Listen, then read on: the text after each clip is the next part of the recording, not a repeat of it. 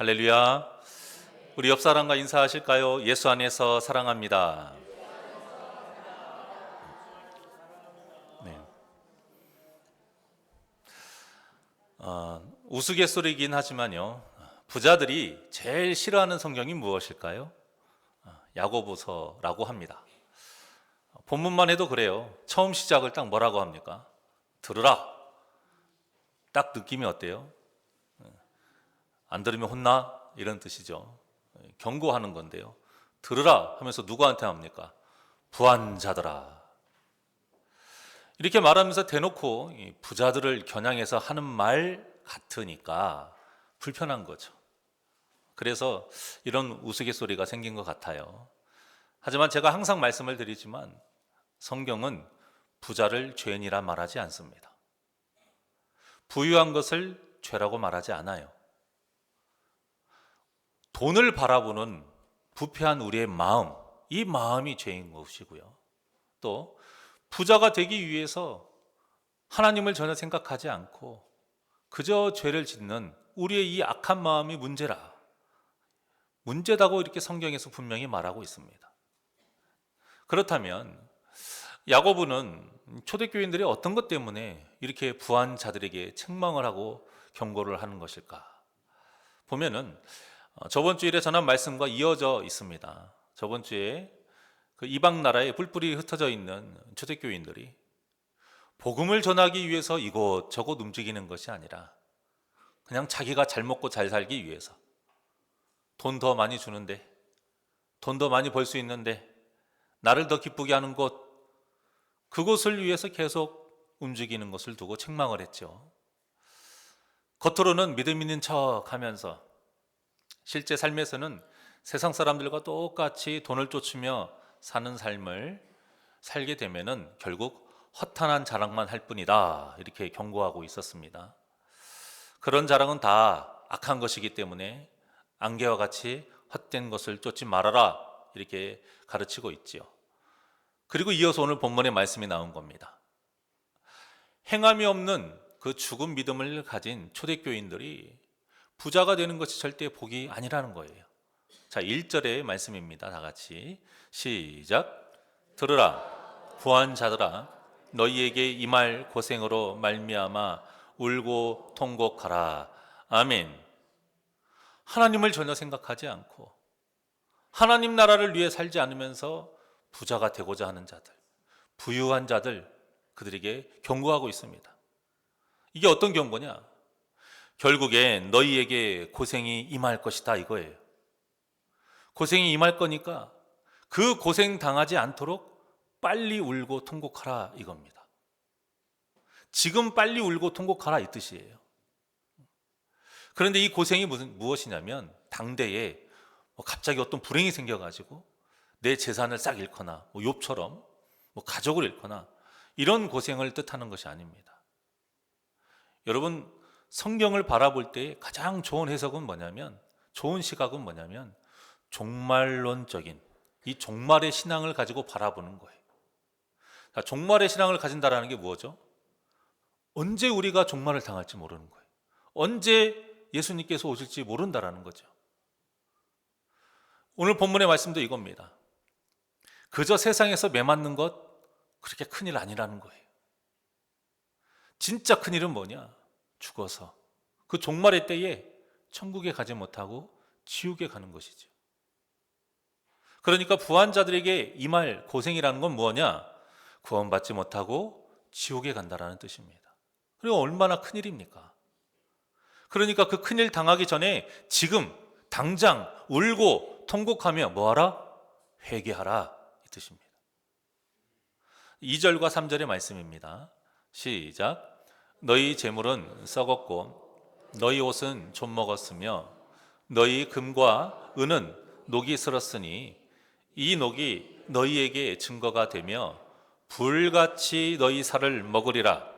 너희가 말세에 재물을 쌓았도다. 아멘. 자, 아예 대놓고 이제 말세를 이야기하고 있죠. 이 말은 곧 있으면 그들의 재물이 썩고 옷이 좀 먹고 금과 은이 녹이 쓴다 이런 뜻이 아니에요. 아무리 많이 모아봐라 결국엔 다 헛것이고 쓸모없다, 이런 뜻입니다. 언제요? 종말의 때에, 말세에, 예수님 다시 오시는 그때에, 아니면 우리가 죽어서 하나님의 심판대 앞에 섰을 때, 그때를 말합니다. 그때 이 모든 것들이, 하나님을 생각하지 않고 모은 이 재물들, 옷, 금과 은, 이 모든 것들이 증거가 되는데, 어떤 증거가 된다?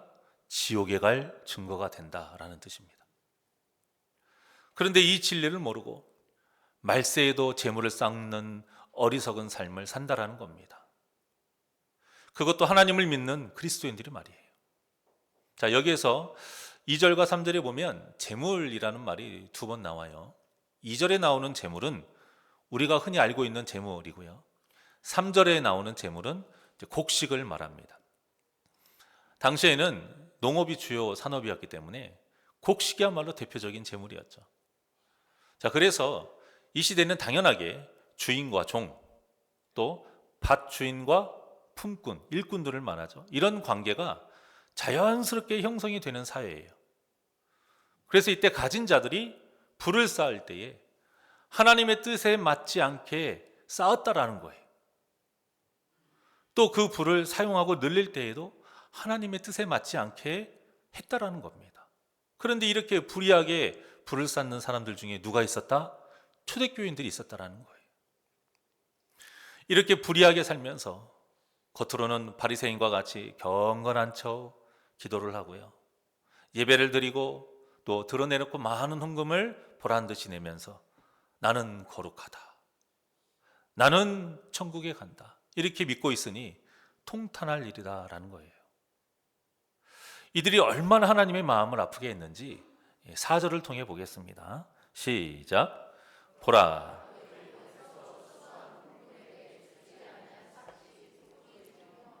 그 추수한 자의 우는 소리가 만군의 주의 귀에 들렸느니라.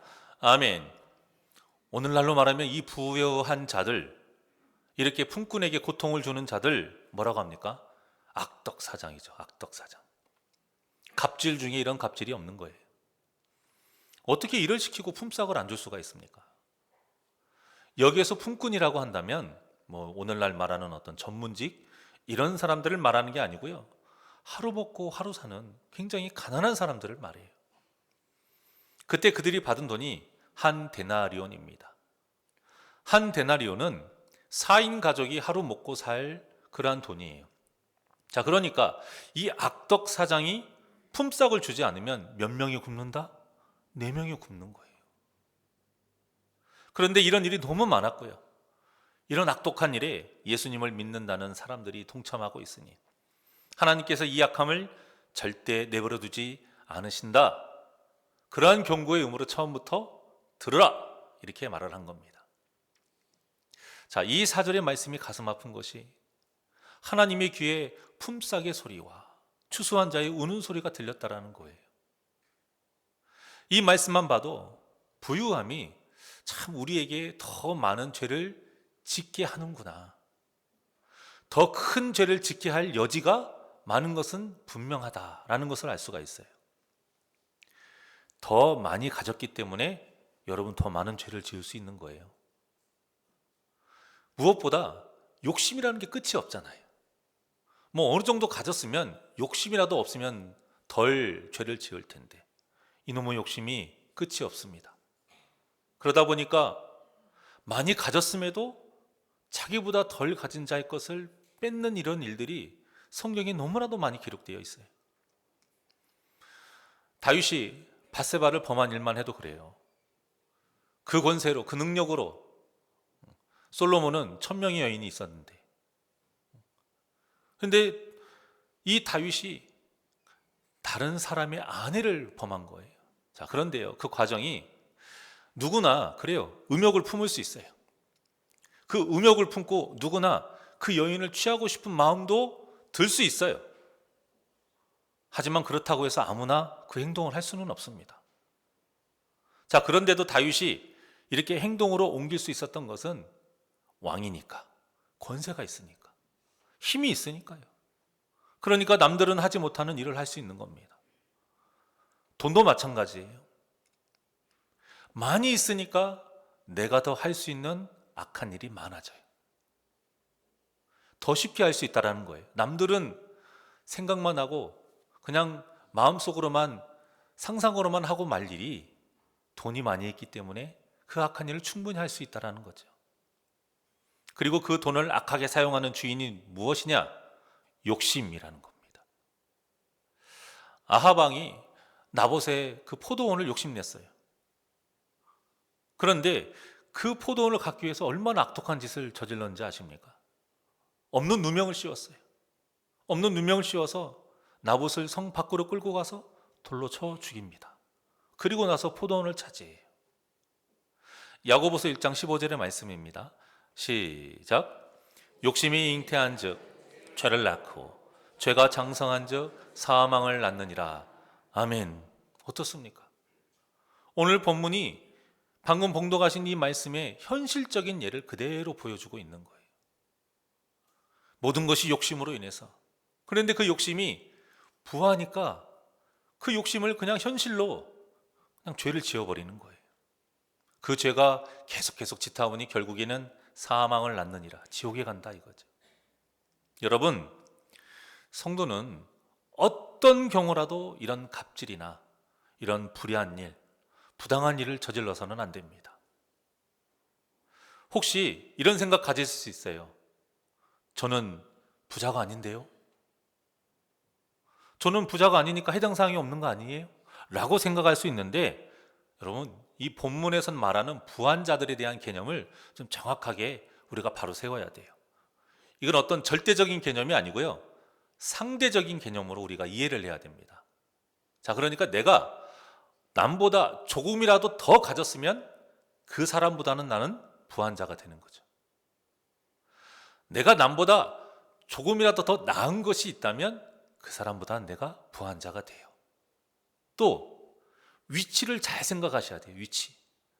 내가 조금이라도 더 대접받는 위치가 있다면 그 사람보다는 더 부한자인 거예요. 자, 예를 들어볼게요. 배가 고파서 어느 식당에 들어갔습니다. 그런데 나는 신용불량자예요. 재산도 없고 직업도 없고 그냥 백수예요. 하지만 일단 가진 돈이 있어서 배는 먹고 살아야 되니까 식당에 딱 들어가서 음식을 시켰습니다.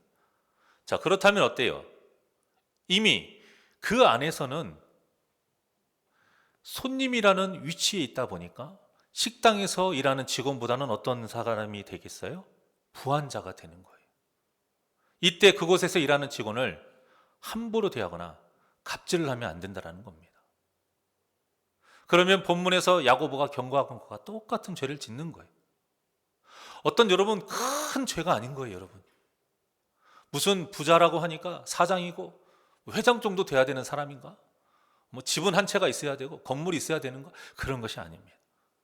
우리도 이런 부한자의 악한 삶을 살 수 있는 그러한 여건이 충분히 있는 겁니다. 이렇게 우리가 부한자를 확대해서 해석을 해야 돼요. 사실 그리스도인들이 이렇게 부당한 일을 하고 조금만 부한자의 위치에 있으면, 조금만 뭔가 높은 자에 있을 때, 위치에 있을 때 이러한 악한 일을 내서 복음을 받아들이지 않는 사람들이 얼마나 많은지 몰라요. 인생의 최악의 악덕 사장을 만났는데 그 악덕 사장이 알고 보니 교회를 다녔더라. 손님에게 인격 모독을 당했는데 그 손님이 알고 보니 교회를 다녔더라. 군대에서 그 악마로 불리는 그 고참에게 너무나도 시달림을 당했는데 알고 보니 교회를 다녔더라. 학창시절에 나를 무시하고 괴롭혔던 그런 친구가 알고 보니 교회를 다녔더라. 여러분, 이런 일들로 교회의 교자만 나오면, 예수님 하나님이라는 말만 들어도 치를 떠는 사람들이 얼마나 많은지 모릅니다. 여러분, 우리는 정말 행동 하나하나를 정말 조심해야 돼요. 우리의 말 한마디와 우리의 행동 하나가 한 영혼을 천국에 가지 못하게 하는 방해물이 될 수 있기 때문입니다. 그런 경우가 많이 봤습니다. 그리고 하나님은 이 모든 일들을 절대 잊지 않으시고 모두 기억하고 계신다는 것을 우리는 마음에 새겨야 해요. 본문에서 말하는 심판의 대상이 되는 부한자들, 이들이 돈을 얼마나 가졌느냐 이걸로 결정되는 것이 아니라 돈에 대해서 어떻게 생각하느냐 이걸로 결정이 됩니다. 먼저 돈이 목표인 사람이 부한자들이에요. 돈이 목표이기 때문에 이외의 모든 것은 자연스럽게 무엇이 될까요? 수단이 되는 겁니다. 수단. 자, 그래서 성도가 돈을 목표로 삼으면 하나님이 내 돈을 벌게 해주는 도울 자가 돼요. 수단이 되는 겁니다. 나를 위한 하나님이 되는 거예요. 하나님 위한 내가 아니고 나를 위한 하나님. 기도, 돈을 버는 주문이 되고요. 예배와 헌금과 헌신, 전도, 이 모든 하나님의 일이 돈을 버는 수단이 되는 겁니다. 자, 이렇게 돈이 목표가 되면 다른 사람들의 슬픔이나 아픔이 전혀 틀리지도 않고요. 보이지도 않게 되는 거예요. 자, 5절 한번 보실까요? 5절 시작. 너희가 땅에서 사치하고 방종하여 살육의 날에 너희 마음을 살찌게 하였도다. 아멘. 자, 이게 무슨 말이냐면 땅에서 사치하고 방종하여 쾌락을 즐긴다 이 뜻이에요. 우리가 땅에서 사치를 일삼고 쾌락을 즐기는 것에만 빠져 있으면 어디에 살이 찐다? 마음에 살이 찐다. 이 마음에 살찐다라는 게 무슨 말일까? 자, 이것을 정확하게 이해를 하려면 도살장을 생각하면 돼요. 도살장. 돼지에게 왜 많이 먹입니까? 돈 더 많이 받으려고요. 돼지가 살이 많이 쪄야 돈을 많이 받잖아요. 이런 뜻인 거예요. 도살하기 위해서 막 먹여서 살을 찌운다 이 뜻이에요. 자, 그러니까 땅에서 사치하고 쾌락을 즐기는 일이 결국 죽으러 가는 일이라 이겁니다.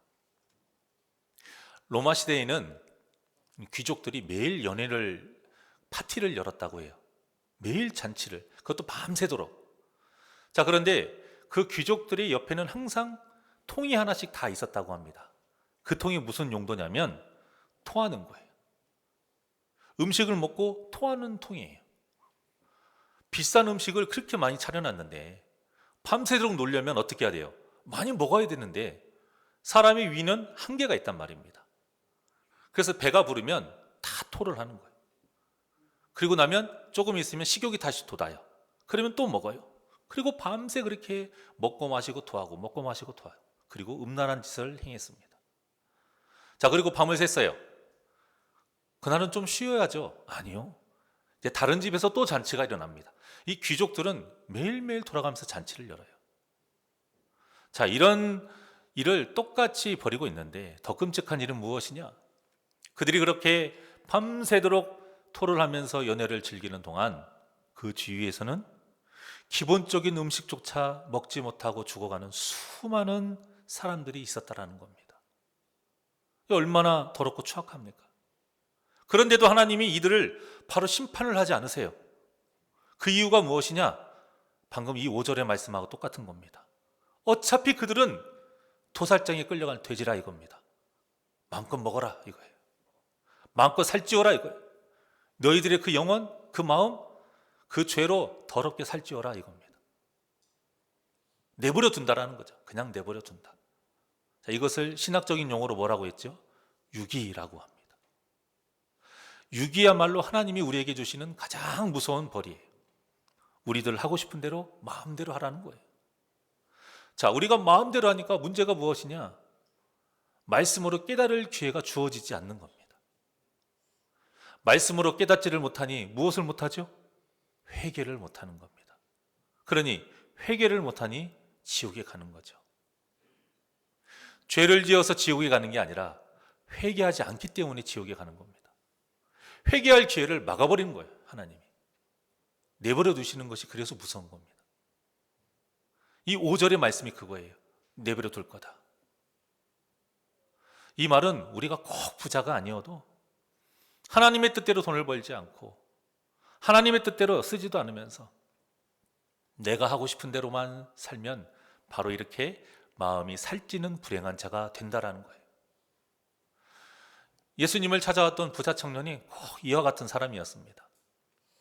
돈이 목표였어요. 그러다 보니까 그동안 하나님의 율법을 다 알고 그대로 살아왔다, 지켜왔다고 자신 있게 말을 했지만 딱 한 가지 율법을 지키지 못했어요. 내 이웃을 내 몸과 같이 사랑하는 것. 그래서 예수님이 말씀하셨죠. 너 그거 해야 돼. 네 소유를 다 팔아서 가난한 자들에게 다 주고 나서 그렇게 하늘의 보화를 쌓아. 그러면 그 하늘에서 보화가 너에게 있을 거야. 다 그렇게 하고 너는 나를 쫓으면 돼. 라고 말씀하셨는데 어떻게 했습니까? 근심하면서 다시 돌아갔어요. 어디로요? 세상으로. 다시 살찌우게 하는 돼지우리로 간 겁니다. 예수님의 말씀은 그거예요. 하늘을 위해 보화를 쌓아야지. 왜 이 땅의 보화를 위해서 사는 것이냐. 잠깐 있을 세상의 권세 쫓지 말고 영원하신 예수님 쫓으라는 것인데 그것을 깨닫지 못하고 다시 세상으로 돼지우리로 간 겁니다. 여러분, 얼마이냐가 중요한 게 아니고요. 어떻게가 중요합니다. 돈이 목표인 사람은 이 어떻게가 악해요. 그래서 얼마이냐 이것만 가지고 살아가기 때문에 결국에는 심판을 받는 부한자가 된다는 겁니다. 그리고 또 어떤 사람이 부한자냐? 어떤 사람이 부한자냐면 돈이나 이 땅의 것을 영원한 것이라고 생각하는, 이 착각하는 사람이 부한자예요. 방금 전에 이 부자 청년이 예를 든 것처럼 예수님께서 하늘에서 보화가 내게 있으리라 분명히 말씀하셨거든요. 이 땅의 것은 영원하지 않다라는 것이죠. 영원한 보화를 바라보며 살라라는 것인데 이게 믿음이 없이는 살 수가 없어요. 자, 마태복음 24장 38절 한번 보실까요? 자, 시작. 홍수전에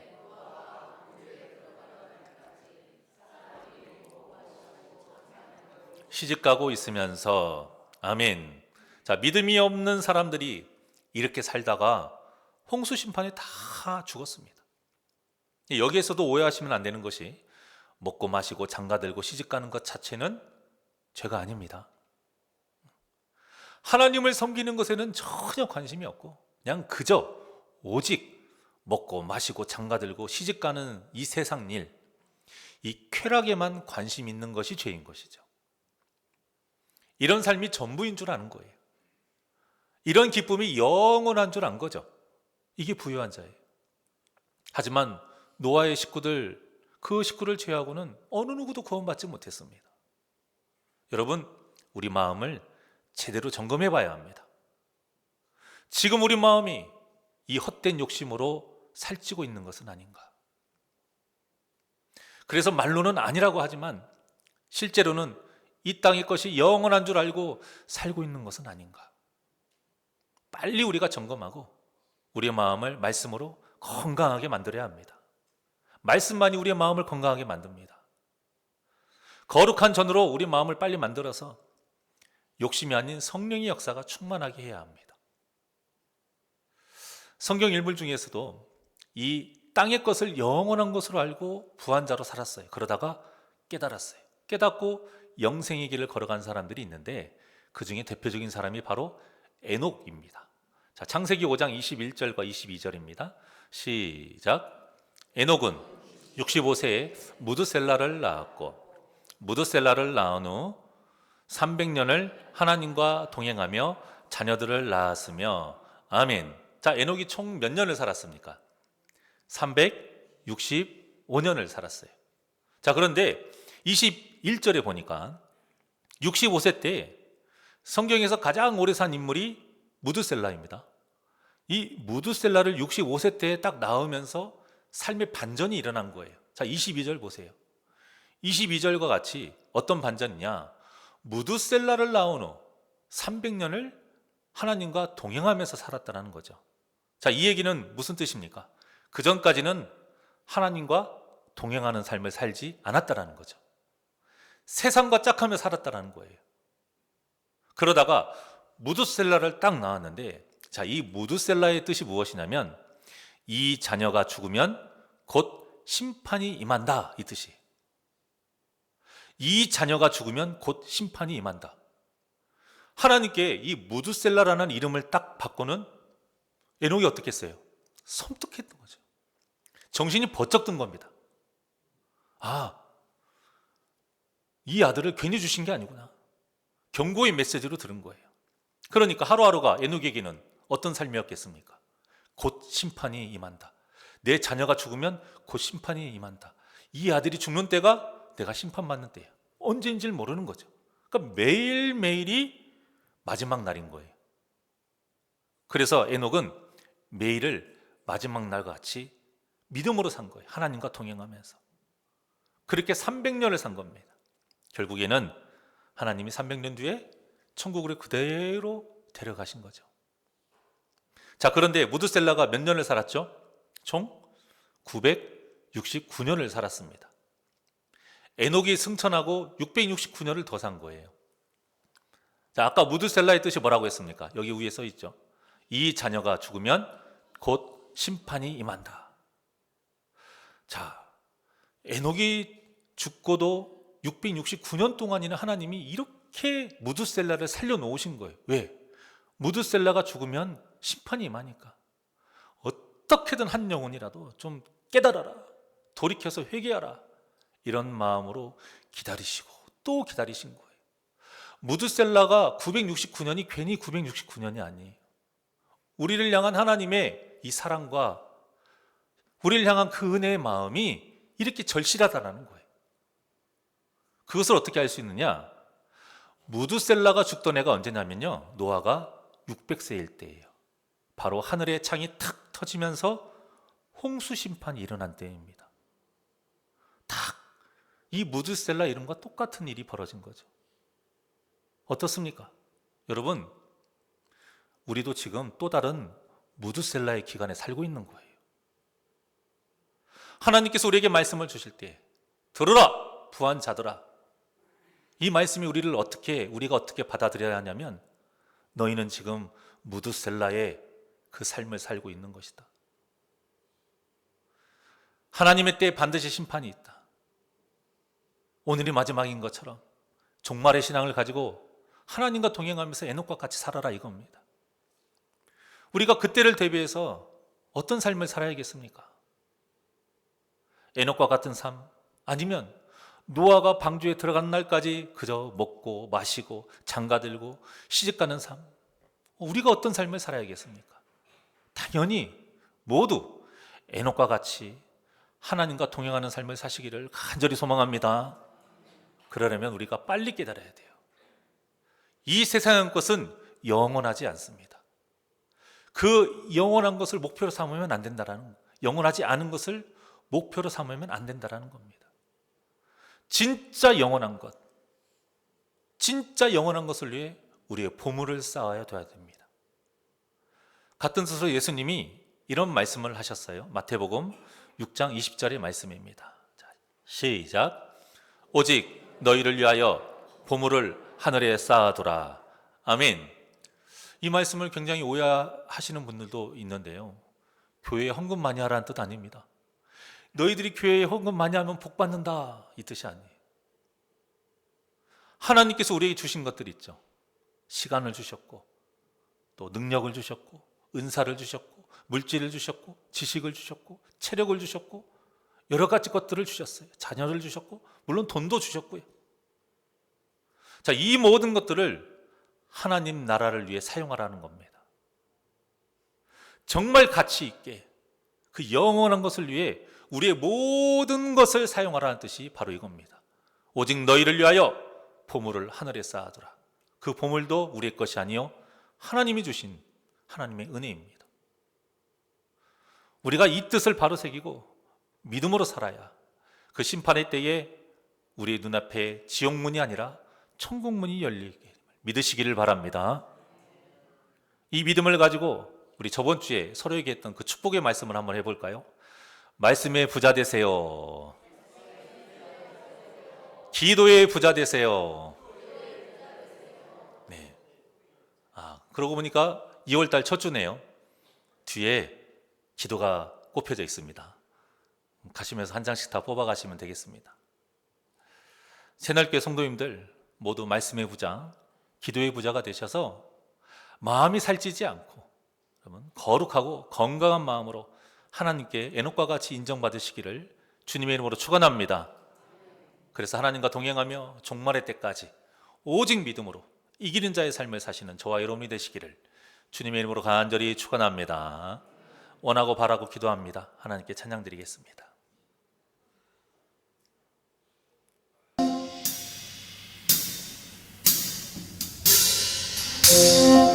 우리가 무엇을 원해야 되고 무엇을 바라야 되고 무엇을 기도해야 되고 우리 이 찬양을 통해서 고백하시길 바랍니다. 이 세상을 살아가는 동안에 나의 힘을 의지할 수 없으니 기도하고 낙심하지 말 것을 주께서 참 소망이 되심이라. 이 세상을 살아가는 동안에 나의 힘을 의지할 수 없으니 기도하며 낙심하지 말 것을 주께서 참 소망이 되심이라. 하나님의 꿈이 나의 비전이 되고 예수님의 성품이 나의 인격이 되고 성령님의 권능이 나의 능력이 되길 원하고 바라고 기도합니다. 우리 두 손을 가슴에 얹고 다시 한번 우리가 무엇을 바라고 원하고 기도해야 되는지 고백하겠습니다. 주의 길을 걸어가는 동안에 세상에 것 의지할 수 없으니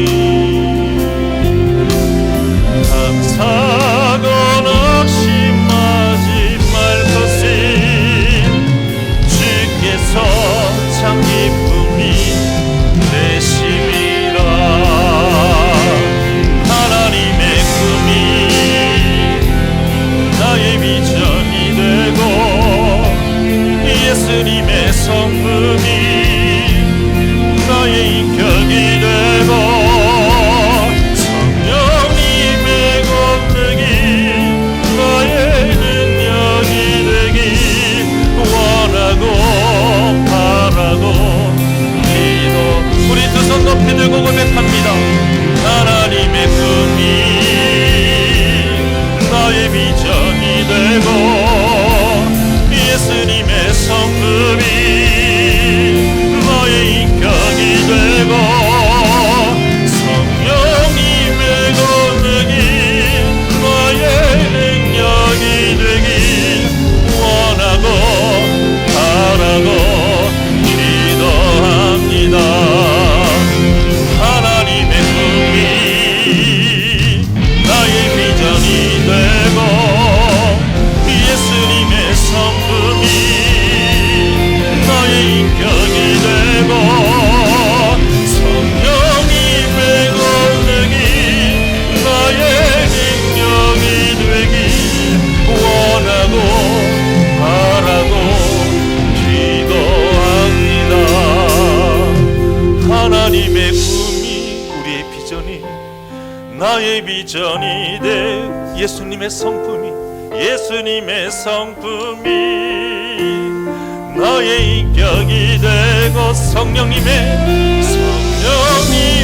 권능이 나의 능력이 되길 원하고 바라고 기도합니다.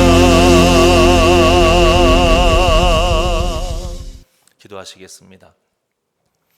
언제나 우리와 함께 하시는 하나님 아버지, 우리 곁에 가까이 계심에도 왜 우리는 세상을 향해 눈을 돌리는지. 내 욕심 때문입니다. 내 쾌락 때문입니다. 내 소망 때문이요. 내 이 세상의 그 탐욕 때문에 하나님과 동행하지 못하고 하나님을 내가 부하기 위해서 필요한 존재로, 수단으로 여기는 이러한 죄를 짓고 살고 있는 것은 아닌지, 악한 부한자의 삶을 살지 않도록 우리의 마음을 정결케 하여 주시옵소서. 말씀으로 깨끗게 하여 주시옵소서. 이 욕심 때문에, 쾌락 때문에, 죄로 인해서 우리의 마음을 살찌우지 않게 하여 주시옵소서. 도살장에 끌려가는 돼지와 같은 삶을 살지 않기를 원합니다. 주님의 나라에 들어가는 아름다운 그 거룩의 흰옷을 입은 예수님의 신부로 살기를 원합니다. 말씀으로 역사하여 주시옵시고 언제나 기도할 때에 주님 응답하여 주시어 진리의 길로 인도하여 주시옵소서. 감사하며 예수님의 이름으로 기도하옵나이다. 아멘. 찬송